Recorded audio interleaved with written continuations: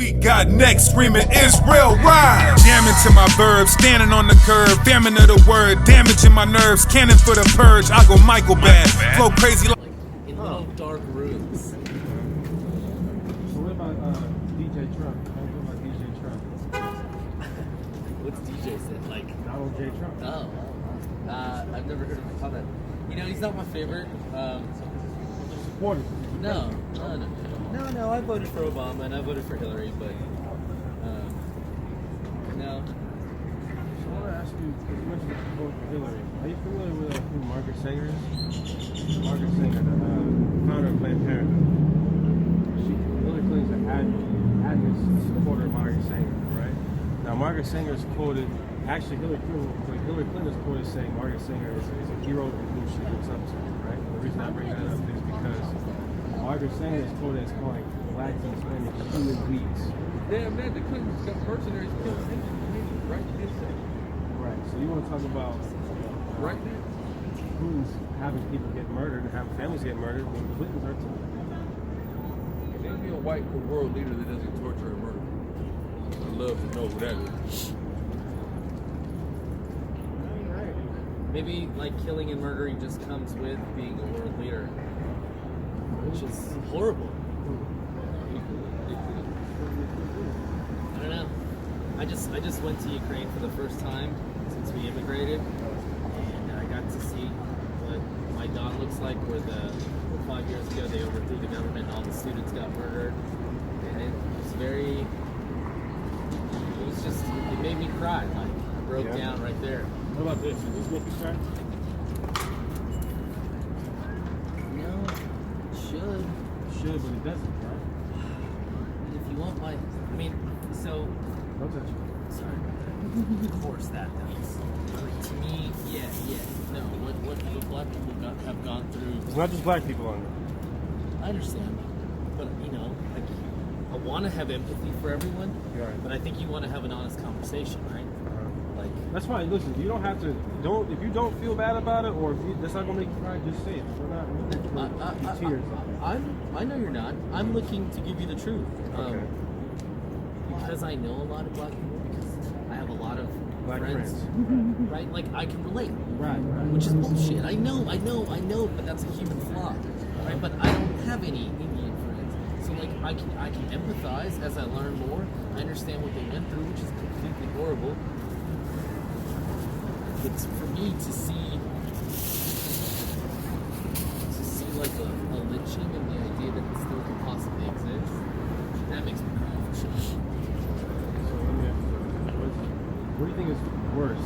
What's happened to the Ukrainian people, or what's happened to black people in America?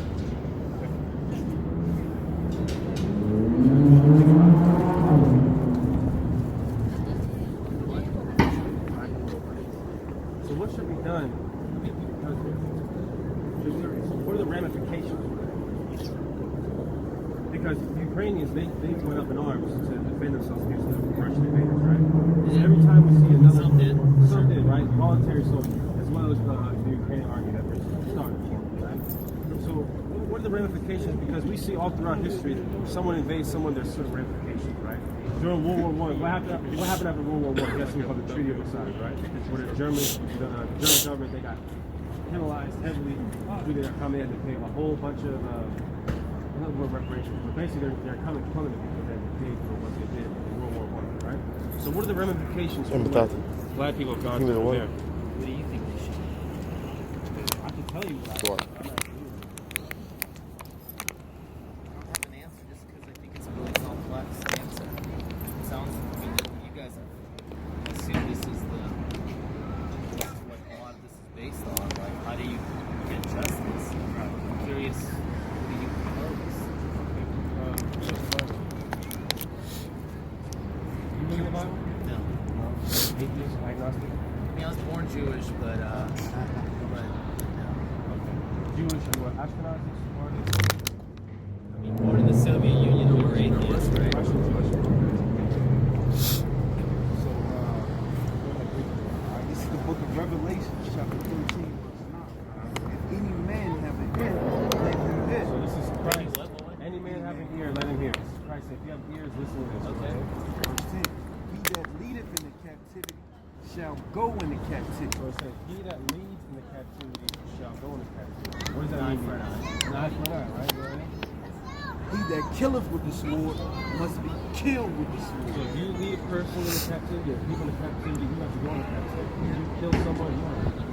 Classic. So the classic ramifications, right? Ramifications for that should be what? And all those people are dead.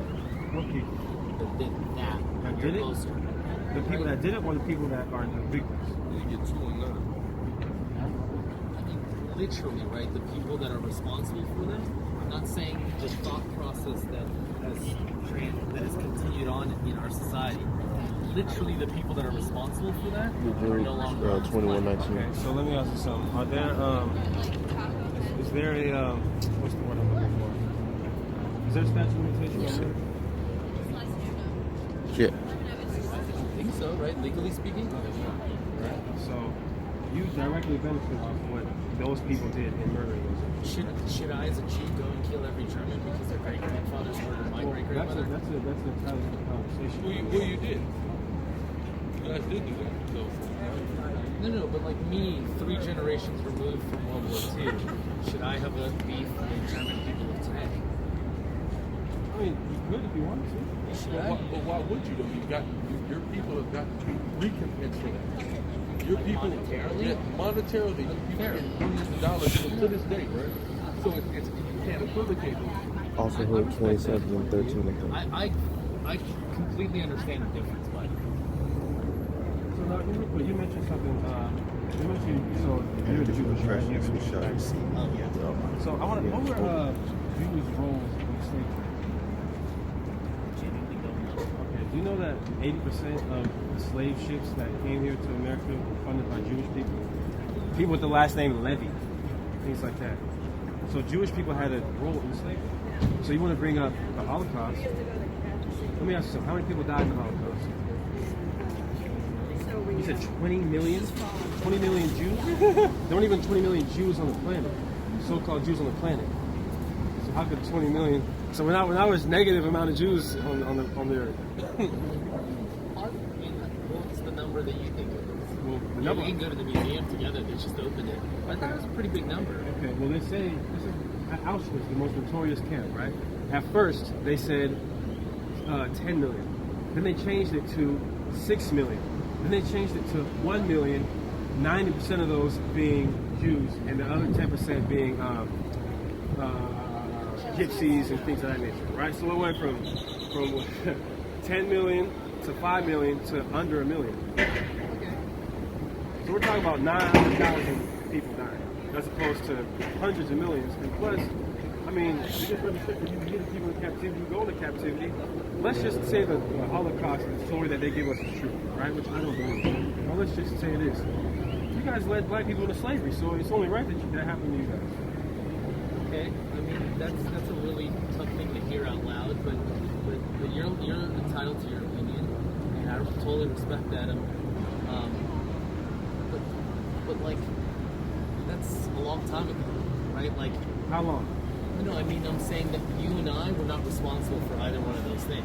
That's Personally. irrelevant. But you directly benefit off of both of them. That's not necessarily correct. Really? So can I go get citizenship in Israel right now? On it? Yes. Well, I want that land back, rather. I'll say that. Can you go live in that land freely under the Rights to the Return Home Act? Yes, you can. You're a Jewish person. You can go back there. I think I can get some. But I mean, you're an American citizen. It's the best passport to have. Hold on. How is it the best passport?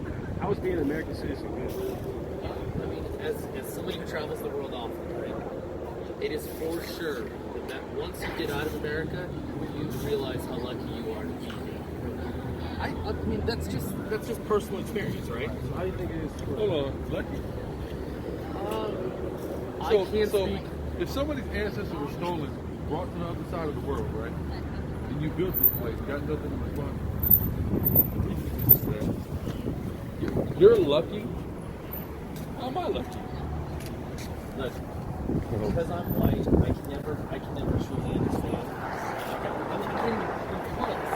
So like, all I can do is have an educated discussion with you guys to try to understand where you're coming from. But I like to start a discussion knowing what you ultimately want.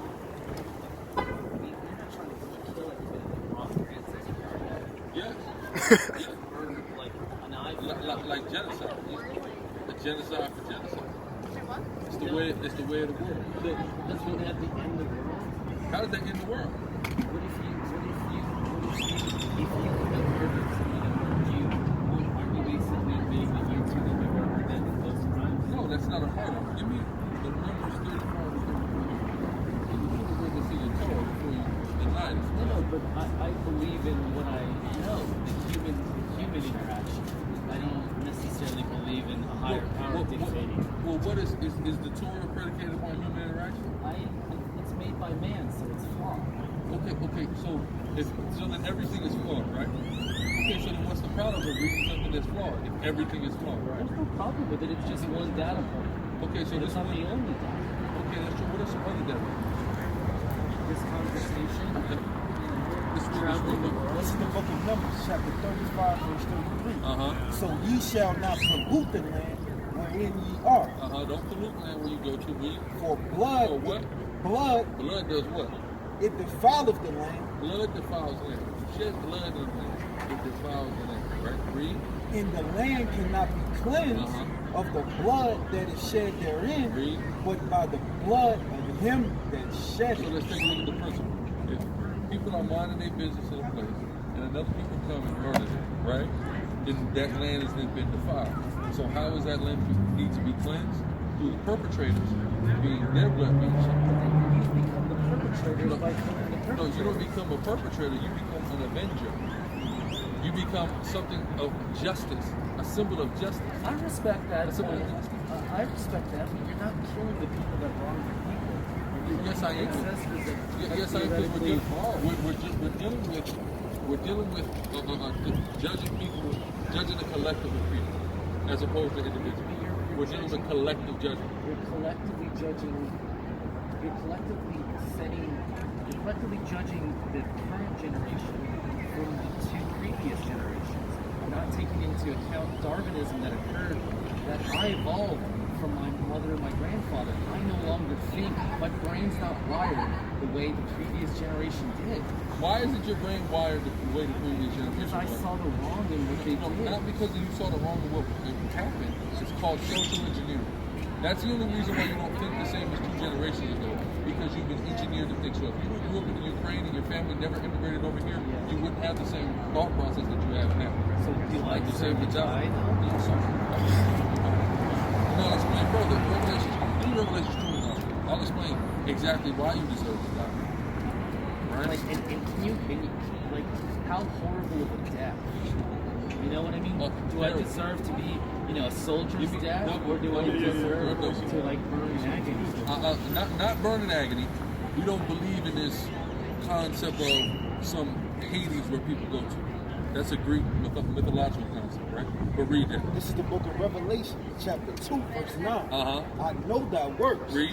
in tribulation, Uh-huh. in poverty, I know that works tribulation of poverty. Read. but thou art rich. Go ahead. And I know the blasphemy Blasphemy. You know what blasphemy is? Right? Filthy lie, right? Read. of them which say they are Jews Them which say they are Jews, read, and are not, and are not the Jews. That's your people. Read. but are the synagogue of So Satan. your people are the synagogue of Satan as identified in the Bible. Right now, go to 3 and 9. So let's see who the world calls Christ says it's going to happen to the synagogue. Certainly we do.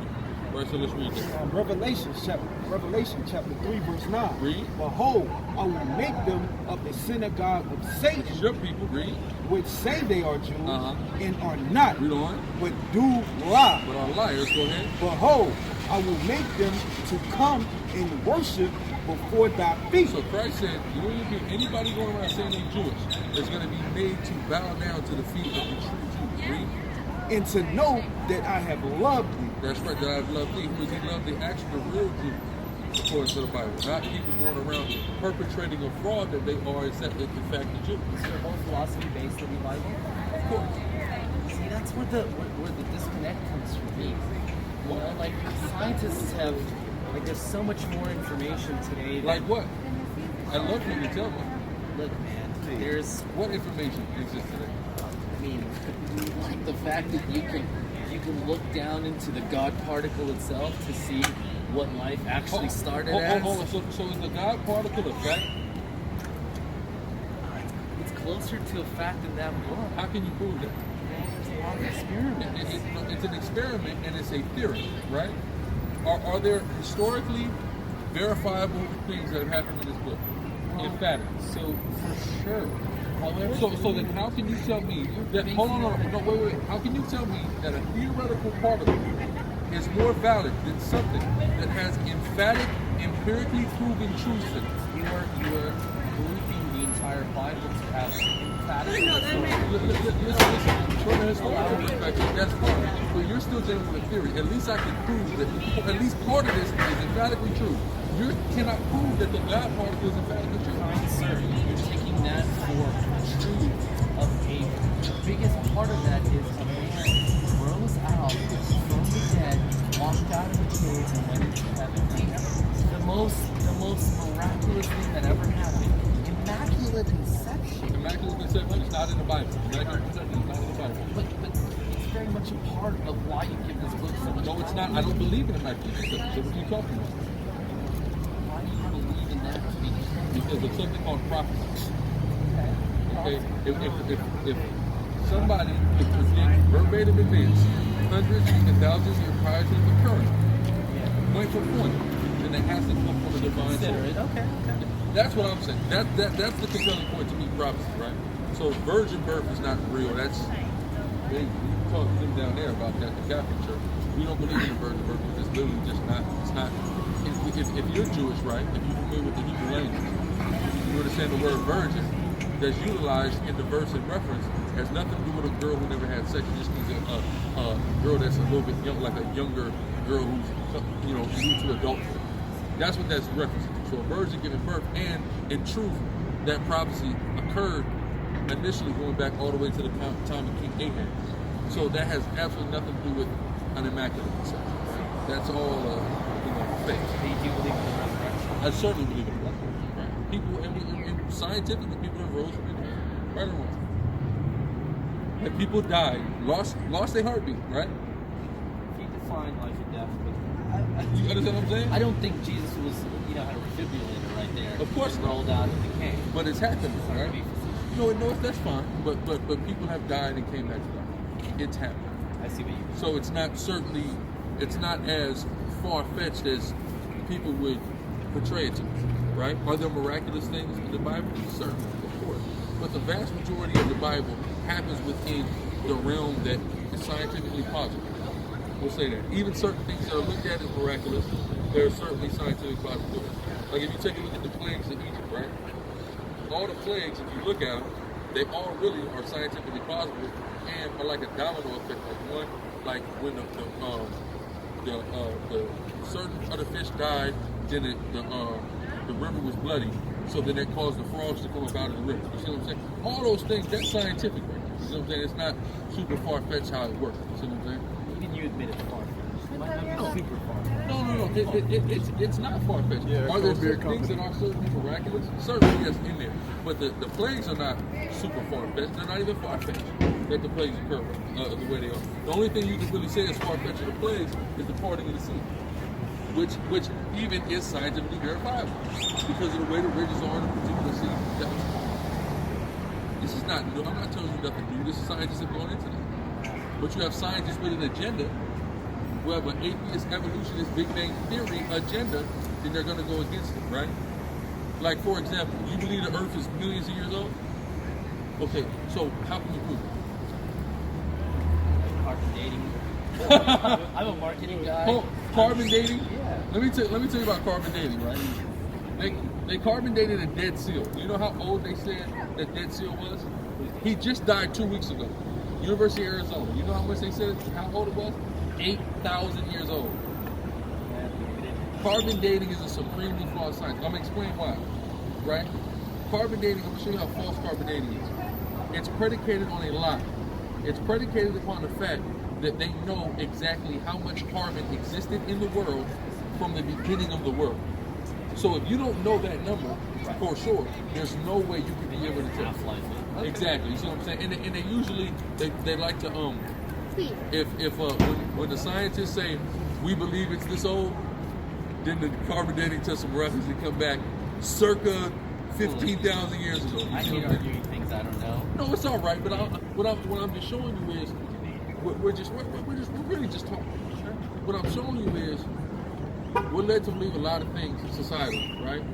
We're led to accept things as true. Like when you were in the 6th grade, when I was in the 6th grade, they started talking to me about Cro-Magnons, Neanderthals, all this evolutionary stuff, right? And they taught it to me as if it was fact, not realizing it's not fact. It's a theory, a scientific theory, so it's not just like somebody just thought it, this is maybe what happened. There's science that goes along with it also. But it was presented to me as fact, right? But it's not. The same way things I was going to the Catholic Church, the same way the Immaculate Conception was presented to me as fact, right?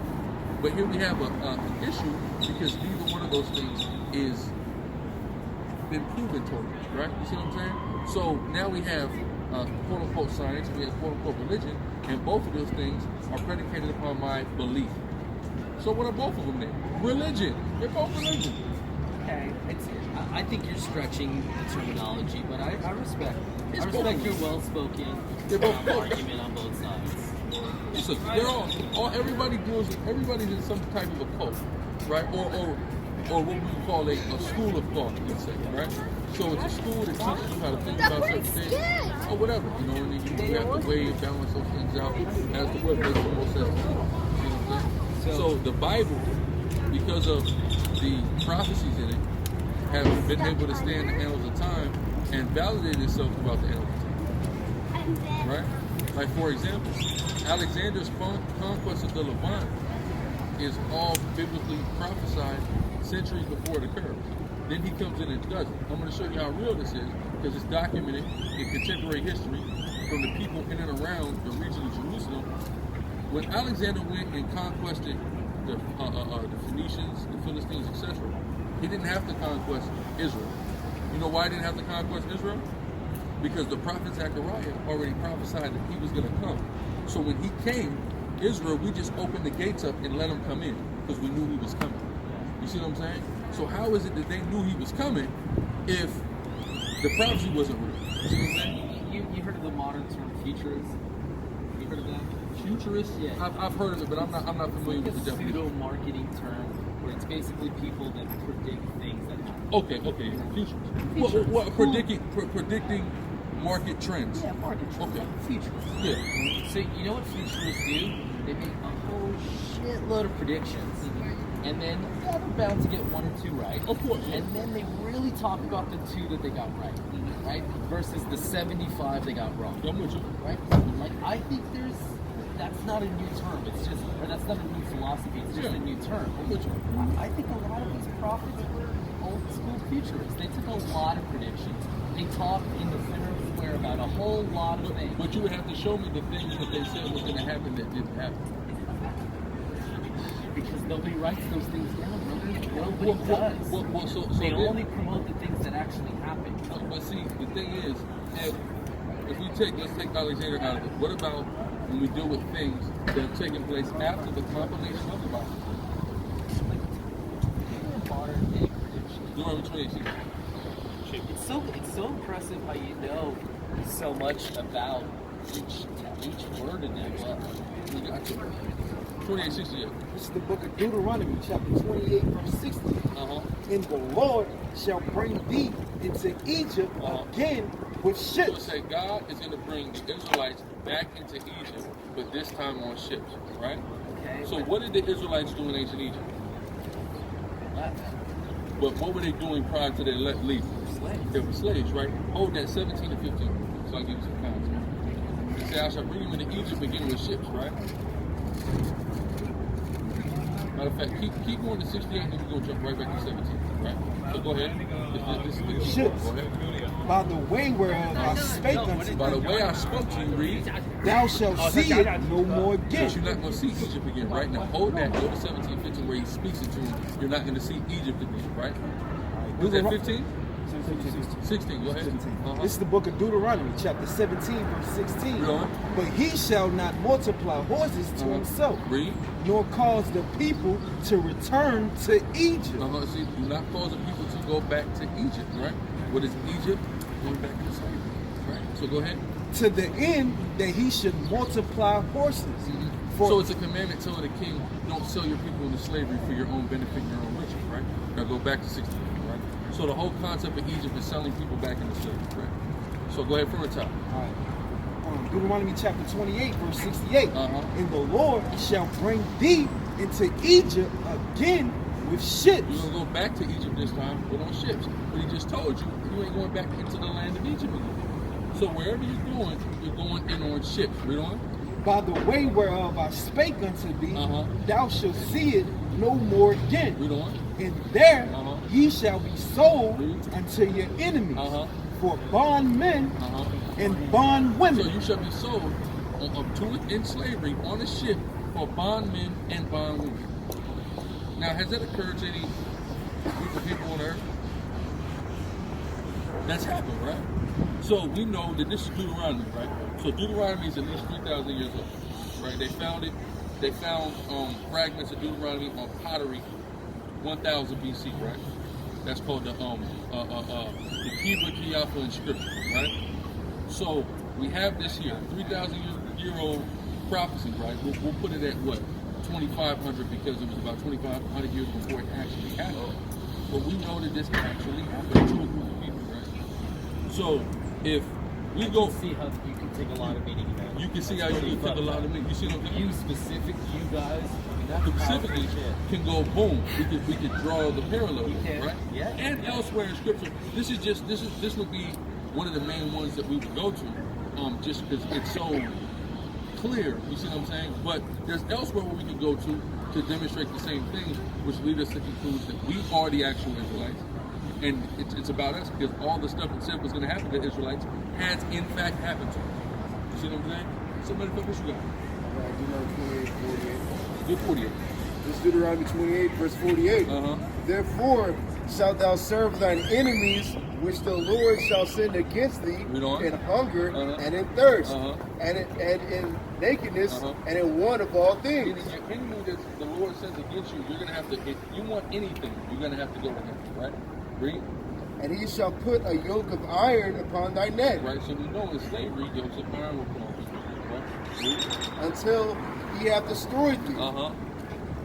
Keep going. Keep going to the 49. The Lord shall bring a nation against thee from afar. So it's saying you shall bring a nation against thee from afar, right? Because it's not only the so-called black man, but it's also the indigenous people in America. So it says a nation shall be brought against thee from far. Read on. From the end of the earth. So let's take a look at Spain, right? Spain and America. Is that reasonable to say that's the other end of the earth? Okay. Across the Atlantic, right? Not to me, but I would say Japan or China would be. That's another end of the earth as well, right? Yeah. But either way, Japan to China is across the Pacific, and in Spain is across the Atlantic. So one is the other, right? Go ahead. As swift as the eagle flyeth. As swift as the eagle flyeth, right? You look at Spain. They have on top of their flag, they have a particular eagle, right? Most European countries have an eagle. And that goes into another biblical prophecy. So does America. Right? No, exactly. But it all goes into biblical prophecy about white people symbolizing the eagle and the way that they hunt as apex predators like an eagle, right? Well, go ahead. A nation whose tongue thou shalt not understand. So when the Spanish came here, the indigenous peoples here, they didn't understand Spanish, right? A nation whose tongue you shall not understand. Read. A nation of fierce countenance, which shall not regard the person of the old, nor show favor to the young. Right, so when the Spanish came here, they just started to murder and genocide people. They didn't care about old, young, anything.